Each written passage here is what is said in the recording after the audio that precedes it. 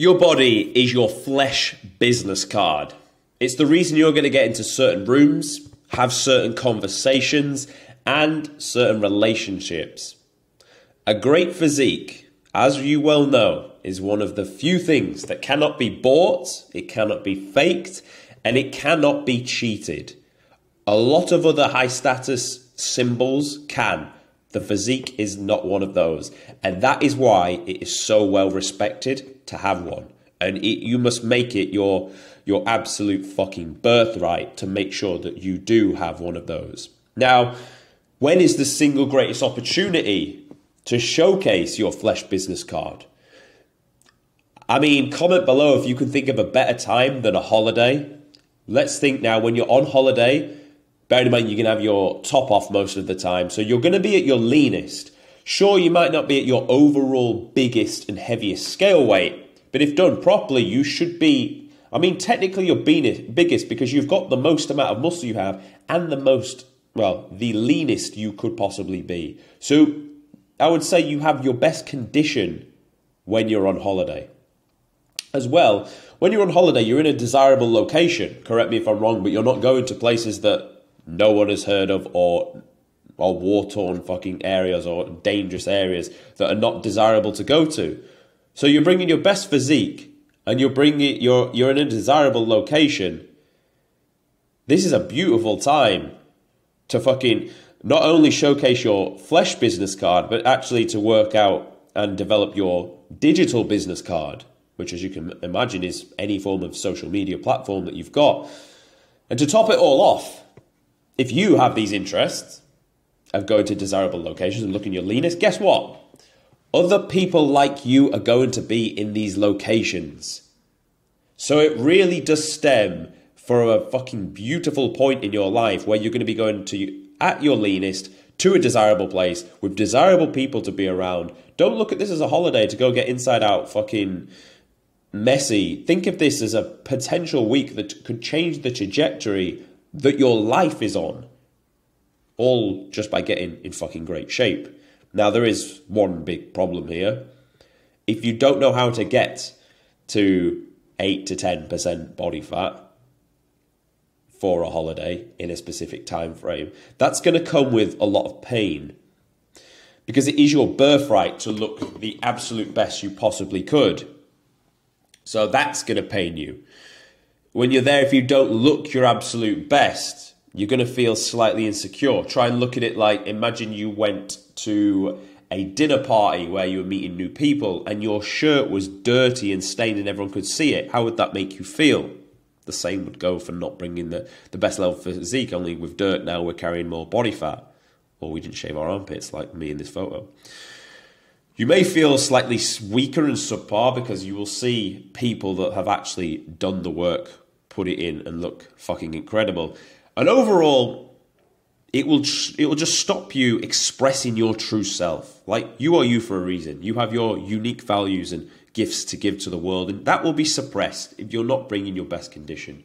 And it will really just mask who you are as a person, which, to be honest, would be a fucking darn shame, mate. It really would.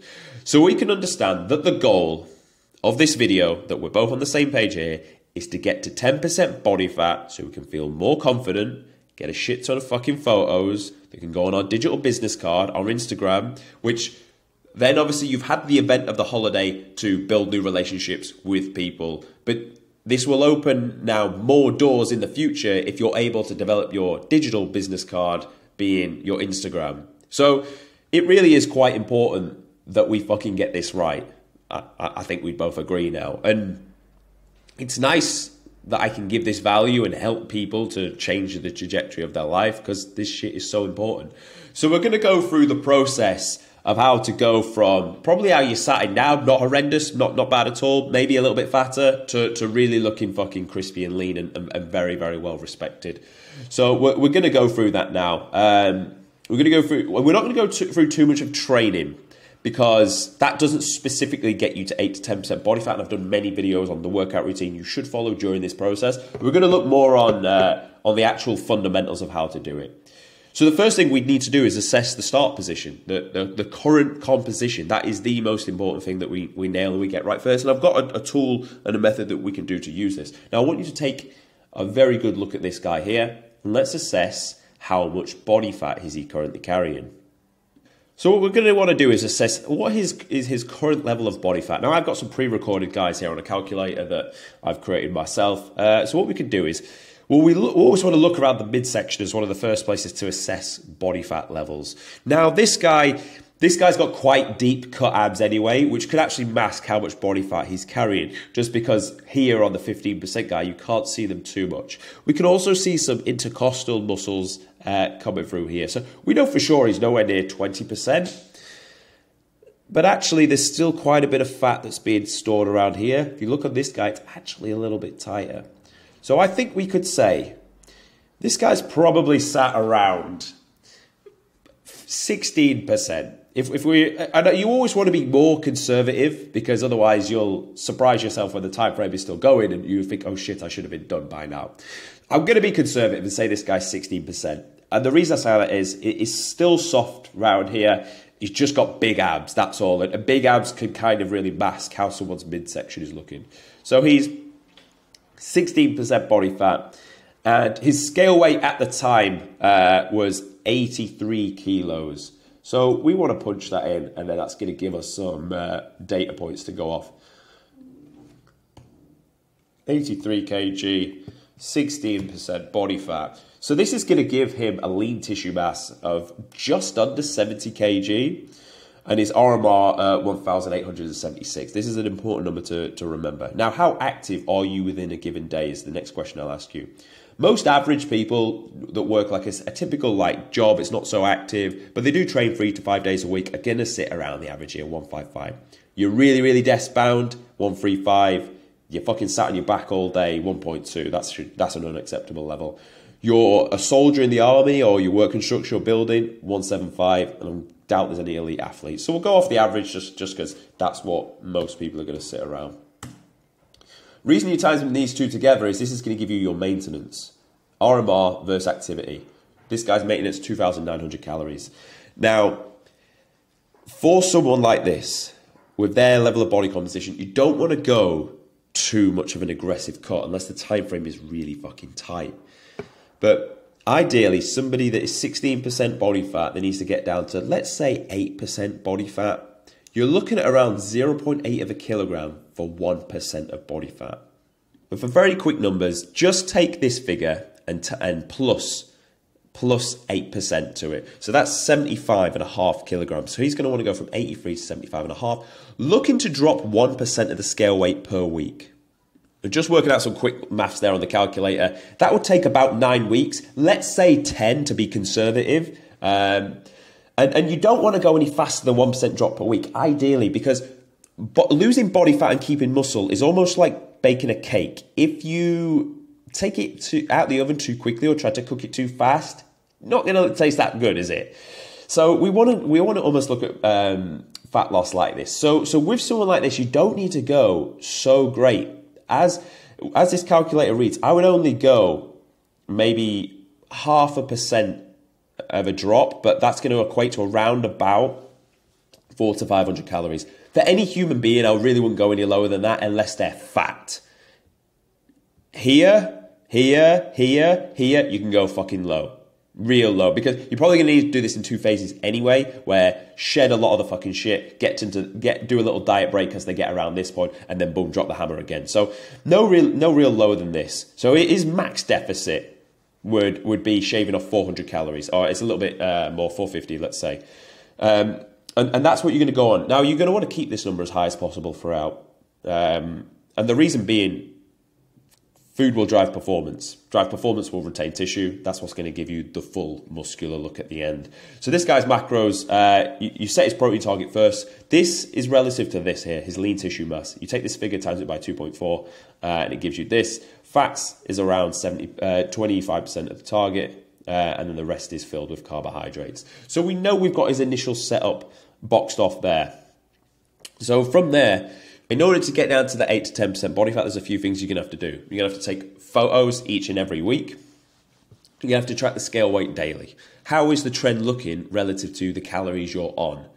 And I would always start with a 10,000 step target to achieve every day. Now, if the first week you see a 1% drop of the scale weight, don't fucking change anything. It sounds obvious, but people will. People will fuck it and continue to pull in. So if it doesn't, if nothing really happens, you've got two options. I would probably take a little bit from food to start with in the form of 200 calories. And then I would run it again at assessed condition. If we saw a drop off that, perfect, keep it the same. Now that's the only real time I'd look to pull food to start with. After that, I'd increase through cardio. And I'd start with 20 minutes per day on something that's not going to accumulate any fatigue. So you're looking at cross trainer, bike, treadmill. Now you're going to, after making that change, again, track weight across the week, looking to see that 1% drop, or around about a kilo roughly for this guy, and take photos. If you saw that, run that plan again for the next week. Don't overcomplicate it, run it again. If you see it start to plateau again, go from 20 minutes to 30 minutes, run the plan again.